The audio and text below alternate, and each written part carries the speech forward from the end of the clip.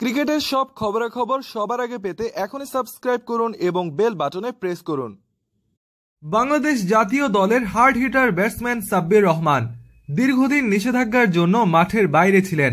BPL এর মাধ্যমে আবারও স্বরূপে ফিরেছেন এই হার্ড হিটার ব্যাটসম্যান। দুর্দান্ত পারফরমেন্স করে জায়গা করে নিয়েছেন জাতীয় দলে। তবে এ নিয়ে শুরু হয়েছে বিভিন্ন ধরনের সমালোচনা, বিশেষ করে যখন সবাই জানলো মাশরাফির অনুরোধে জাতীয় দলে তাকে নেওয়া হয়েছে। তখন সমালোচনার পুরো ঝড়টুকু গেল মাশরাফির উপর দিয়ে। এক সংবাদ সম্মেলনে সাম্প্রতিক মাশরাফিকে বলা হয়, নিষিদ্ধ থাকা ক্রিকেটার সাব্বিরকে নেওয়ার দায় আপনার উপর পড়েছে, বিশেষত প্রধান নির্বাচকের অমন কথার পর। এই প্রশ্নের পর মাশরাফি বলেন, নিষেধাজ্ঞা কমানো বাড়ানো পুরোপুরি বোর্ডের সিদ্ধান্ত, ওখানে আমার কিছু করার নেই।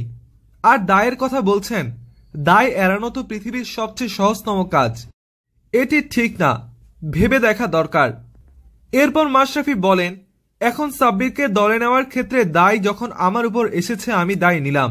বাংলাদেশ ক্রিকেট আমার পারিবারিক দল না, আর সাব্বির আমার পরিবারের মানুষও না। তবে আমার কাছে মনে হয় সাব্বিরের এই ঘটনায় কারো না কারো দায় নেওয়া উচিত। নিঃসন্দেহে বাংলাদেশের একজন ট্যালেন্টেড ব্যাটসম্যান সাব্বির রহমান, তাকে তার স্বছন্দে ফিরিয়ে আনতে হলে সুযোগ দিতে হবে। আর তাই হয়তো পুরো দায়ভার নিজের ঘাড়ে নিয়ে মাশরাফি বিন মুর্তজা সুযোগ দিয়েছেন সাব্বির রহমানকে।